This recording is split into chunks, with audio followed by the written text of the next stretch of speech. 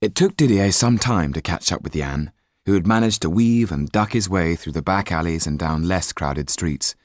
At nearly every turn his way was barred by the sheer volume of people, armed with spades, pitchforks, kitchen knives and rusty swords. It was as if they were welded together like one determined, monstrous body made up of flesh, sinew, teeth and hair. With one purpose, with one mind, with murder beating in their hearts, they moved inexorably forward. They had no past, no future. They were caught in the great unthinking moment, their hearts and minds driven wild by the frenzied ringing of the tocsin, the firing of the cannons. It was as if Paris itself had a voice, and howled its terror for all to hear. Jan had made it as far as Kaliowski's apartment, to be told he had not returned. He went to the Pont Neuf, but the press of people made progress almost impossible. Jan felt time slipping through his fingers like sand. Every now and then, news would reach his ears of what was happening in the prisons, each report more horrific than the last. "They say the butchers of Paris had to show the sans-culottes how to kill a man. They say the blood is running down to the Seine. It's harder to kill a man than you think. Some of them were running around squawking like chickens, with bets missing." These snippets of conversation made Jan more and more desperate. He climbed up onto the parapet of the bridge to get a better view of how far the masses stretched. He stood, looking over the crowd, his mind whirling, the pain in his shoulder sharp and jagged. He cursed the fact that he had failed to persuade Sido to leave while there was still a chance. Didier was now able to see Jan standing there in his sky-blue coat, like a sailor looking out over an awesome sea of people.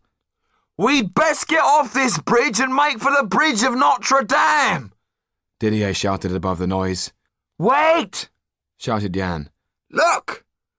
Kaliowski's coach! Get down, Jan! If he sees us, he'll kill us!" "No," said Jan. "Come on, follow me." Jan was now walking along the parapet, making his way towards the coach. Didier followed, ploughing through the crowds until at last he had his huge face pressed up hard against the darkened glass of the window.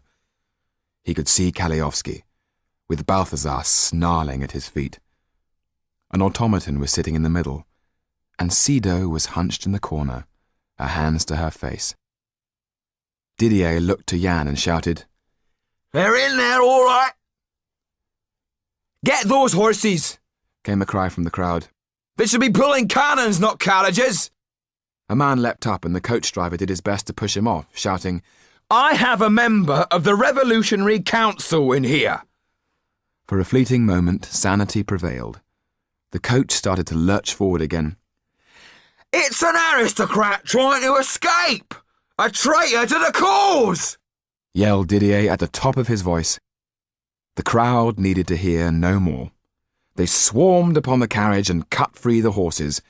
The coachman slumped over on his seat, clutching a dagger that stuck out of his belly. From where Jan was standing, he could see people pulling wildly at the doors.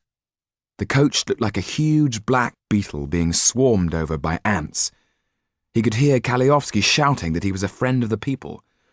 Some men had now climbed on top of the roof and were about to put their axes through it, waiting to make firewood of the coach and its passengers.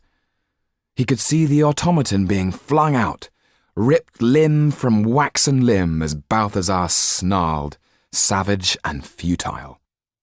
Then he became aware that Sido had been dragged out, her arms pinned behind her and a knife at her throat. Didier was battling to get to her, but Jan knew that he wouldn't be able to make it in time. Then Jan realized he could see threads of light surrounding her. He felt his fingers tingle with excitement and pulled hard at the threads of light. The knife flew free of Sido's throat, while Jan lifted her captor off his feet and threw him into a startled and unwelcoming mob. Sido felt as if she was in a nightmare. Another man came forward to grab hold of her. Sweat was beginning to roll down Jan's forehead as he pulled once more at the threads of light. The man holding Sido, terrified by this invisible foe, let go of her and started to wield his axe round and round his head. There was a scream of anguish as it flew out of his grasp and landed in the red bonnet of one of his comrades. Before he could do anything, Jan lifted him as high as he could and dropped him onto the crowd below. Didier charged towards Sido like a bull and hauled her up on his shoulders. "It's all right," he said urgently as she tried to resist him. "Look!" He pointed at Jan, standing on the parapet of the bridge. To her eyes, he looked as an avenging angel might. By now the crowd was in a fever of rage. Jan caught a glimpse of Kaliowski, then he was engulfed. His voice rose in one last cry. "You will never get away from me! I will find you!" Then his words were drowned by the shouts of, "Kill the traitors to the revolution!" When at last they were off the bridge, Didier put Sido down. Jan took her hand, and now they were running until all three were completely out of breath. Jan, his heart pounding with excitement, could hardly believe what they had done. He laughed out loud and looked at Sido. "Life is life," he shouted. Sido needed no one to tell her what that meant. She, who only a few hours ago had narrowly missed death, was alive and free and with the person she had dreamed of in those dark hours in her prison cell.